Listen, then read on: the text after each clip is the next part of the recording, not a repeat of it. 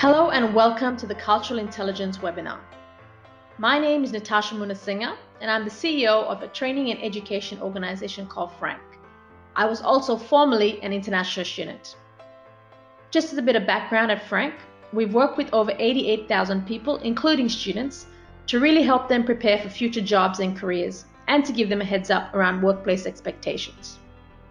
The purpose of this webinar is to help you and your organization best prepare for working with and engaging international students.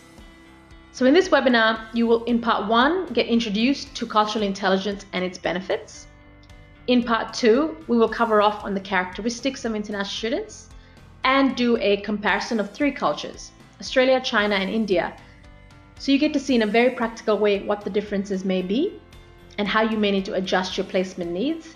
And finally, in part 3, we'll cover off on the expectations of international students in the workplace. Okay, so let's kick off with part 1, an introduction to cultural intelligence. So what is cultural intelligence anyway? In the simplest of terms, it's the ability for you to work, live, and do business with people from diverse cultures, backgrounds, and experiences. In this case, maximizing the time, skills, and knowledge of the international students who will be undertaking work placements at your organization. There are many benefits of cultural intelligence in this globalized world. A recent Deloitte report found that the organizations of the future will essentially be a network of diverse teams with people from different parts of the business and parts of the world who come together, work together to solve problems. By developing your cultural intelligence capabilities as a business, you will be able to build these diverse teams. Cultural intelligence also adds a competitive edge to a business and improves communication, cooperation, teamwork, and performance. Understanding other cultures determines effectiveness in the workplace, influences how conflicts are handled, and can shape the future. Another study showed that 90% of leading executives surveyed from 68 countries found that cross-cultural skills were one of the most vital capabilities in order to remain competitive. This highlights the importance of cultural intelligence, not just for business, but also for individuals within it. There are many advantages to Australian businesses working specifically with international students. The Australia's Job Futures report by AsiaLink found that by 2030, services have the potential to become Australia's #1 export to Asia and support in excess of 1 million Australian jobs through expansion of services as well as establishment of offshore operations. But to do this, Australian businesses need to build strong ties with Asia and develop our Asian skills capability. Now, what are the benefits to businesses working specifically with international students? Well, these students can help your business to enhance your understanding of the business and social etiquette, cultural nuances, and language and communication styles of the regions from which these students come from. They also will help you to build a local network of relationships in these countries, as well as to help you better understand your customer base or potential customer base in these countries. They can provide innovative solutions to problems from their own experiences and may be able to help regional businesses diversify their businesses. Now, it's up to you and your organization to ensure that you set the processes and the communication channels in place to really leverage these advantages that the students bring. Let's go to part 2 of the webinar, an introduction to international students, like their home countries and worldviews. Let's look at some of their characteristics. Over half, so 60% of international students surveyed by ABS were born in Asia, 16% were born in Europe, and 13% were born in Africa and the Middle East. Specifically, many international students came from China, India, Malaysia, rounded off by England and New Zealand. They're also more engaged to learning in community and study groups than one-on-one situations when compared to local students, and also quite tech savvy. So they're more likely to use computers for academic work, once again, when compared to local students. They also do keep up to date with their study. In many of their home countries, academic scores are the absolute priority, and everything else is secondary. Hence, they take a rigorous approach to class and prepare. They're not relaxed about this. They are also studying in, or could be most are studying in a foreign language, that is English, and it may actually be their second or third language for many. Whether you realize it or not, they may not speak up at work or during the placement simply because they're conscious of their accent. So you will definitely build their confidence by encouraging them to speak up. International students also need to be encouraged to socialize, especially outside their own cultural circles.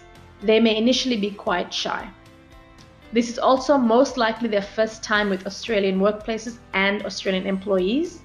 They tend to appreciate any and all opportunities that come their way, but many ways of doing things and behaviors may be entirely new to them. Even simple things like handshake or how to greet someone, how to address colleagues, how to ask for help, and so on.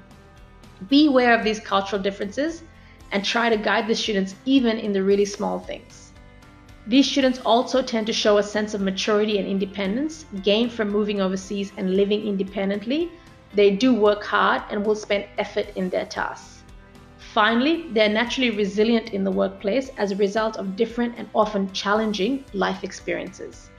Now, these of course do not apply to all international students, but it provides you with a broad sweep of the student cohort. When engaging students at your workplace, please keep in mind these characteristics and ensure that your staff also are aware of these differences in culture, communication, and attitude. Now, when it comes to understanding cultural competence, there's an easy and simple tool called the Hofstede Cultural Dimension that was developed by Professor Geert Hofstede.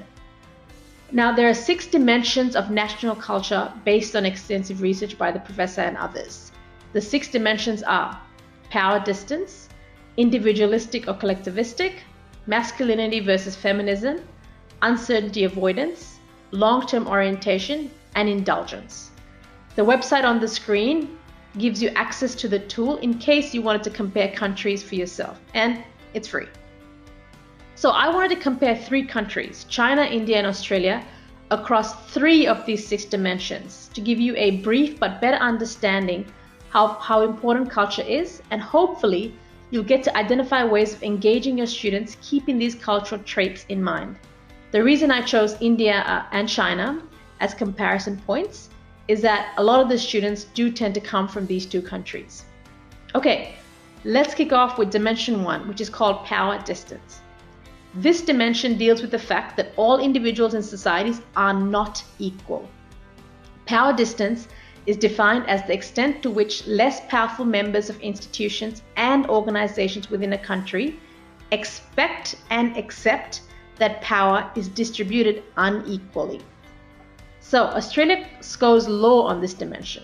Within Australian organizations, hierarchy is established for convenience and superiors are always accessible, and managers rely on individual employees and teams for their expertise. Both managers and employees expect to be consulted with, and information is shared frequently. At the same time, communication is informal, direct, and participative. In the workplace, you are expected to work with little supervision. Now let's compare this to China. China sits high in the rankings, which means it's a society that believes that inequalities amongst people are acceptable. The subordinate-superior relationship is polarized, and you are heavily influenced by your superiors in the world of work, your boss. You are used to formal authority and sanctions. People should not have aspirations beyond their rank. Now, India also scores highly, which means that the boss or the manager has a lot of power and control and cannot be questioned. It's a top-down structure in society and in organizations. People wait for the boss or power holder for direction, and they accept unequal rights. It's also still paternalistic, and managers count on the obedience of their team members. As a very simple example, you would call your boss sir or madam or Mr. Mrs. and their last name. Very rarely would you call someone senior to you by their first name. Communication is top-down and directive in its style, which means you are waiting to be told what to do. It is very rare for you to provide any type of negative feedback to someone older or up the ladder from you. Now, in practice, what does this actually look like? Well, in Australia, we call each other by our first names, and that's normal. For many international students, something simple as this takes time for them to get used to. Similarly, as these students may have come from societies where someone senior was never to be questioned or even spoken to in some cases, they may be reluctant to share ideas, brainstorm, or provide feedback. They may have to be shown how to do this and also shown that it is culturally safe to do so. During the placement and your orientation, these are the things to be mindful for and leave room and time for them to acclimatize to it. Okay, let's check out dimension 2, individuality versus collectivism. This dimension has to do with whether people's self-image is defined in terms of I or we. In individualistic societies, people are supposed to look after themselves and their direct family only. In collectivist societies, people belong to in-groups that take care of the group and the group members in exchange for loyalty. Now, Australia is a highly individualist culture. There is an expectation to look after yourself and your immediate family. There are loosely knit social ties or societal ties, and in the business world, self-reliance and initiative is valued, and hiring and promotion decisions are based on merit, not who you know or who you are related to. India scores somewhere in the middle, somewhat collectivistic and somewhat individualistic. The collectivist side means that there's a high preference for belonging to larger social frameworks. So what others think of you, your family, extended family, neighbors, work group, and such, holds great weight. To lose respect or be rejected by your in-group is a mark of shame. In the business world, hiring and promotion decisions are often made based on relationships. The individualistic aspect of Hindu society or Indian society is seen as a result of its dominant religion and philosophy, Hinduism. People are therefore individually responsible for the way they can lead their lives and the impact it will have upon what they say is their rebirth. China is a highly collectivist culture too, and people act in the interest of the group and not necessarily of themselves. You may get a job, get promoted because of your relationships and in-group ties rather than merit, for instance. Employee commitment to the organization itself, not the people, is low. Personal relationships prevail over the task at hand and the company. Let's look at our third and final dimension, indulgence. This is defined as the extent to which people try to control their desires and impulses based on the way they were raised.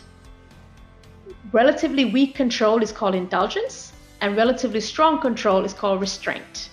Cultures can therefore be described as indulgent or restrained. Now, Australia scores as an indulgent country, and as such, people here generally exhibit a willingness to realize their impulses and desires with regard to enjoying life and having fun. They possess a positive attitude and have a tendency towards optimism.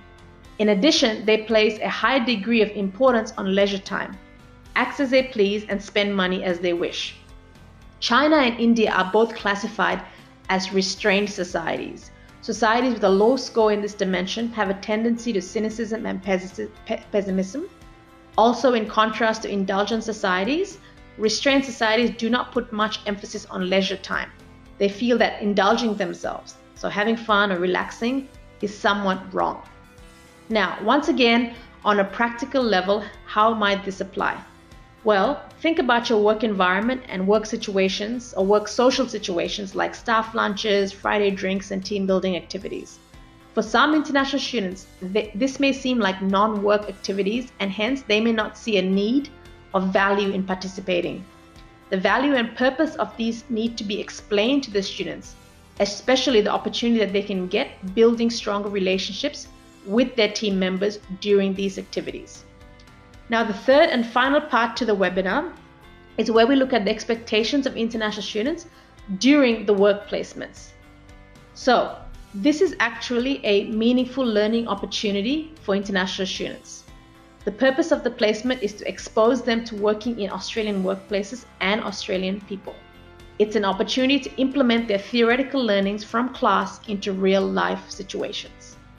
When hosting international students, be mindful of their cultural traits and their expectations. Particularly pay attention to how you would adjust and communicate, the leadership styles of the workplace, the approach to hierarchy at your workplace, and the styles of communication used at work.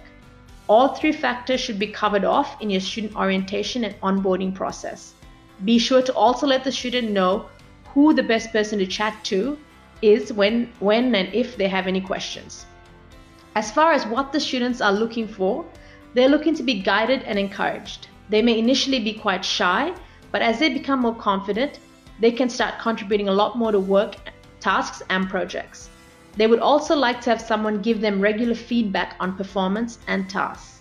They also would like to be able to do meaningful tasks. Consider providing the student with a mini project that they can own and drive.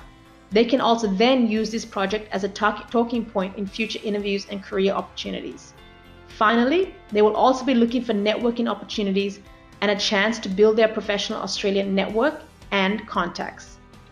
So that brings us to the end of this webinar. As a quick recap, you were introduced to cultural intelligence and its benefits in part 1. In part 2, we covered the characteristics of international students and compared 3 cultures using the Hofstede tool. And finally, in part 3, we covered off on the expectations of international students in the workplace. To conclude, I also want to share with you a little note about this webinar. The Upskill Through Work Integrated Learning project is co-funded through Study New South Wales Partner Project Program and the University of Newcastle. Study New South Wales is a dedicated unit within the Department of Industry focused on really making the experiences of international students better, safer, and more enjoyable. Thank you for listening to this webinar. You can connect with me and the Frank team on our Facebook and LinkedIn channels. Thank you.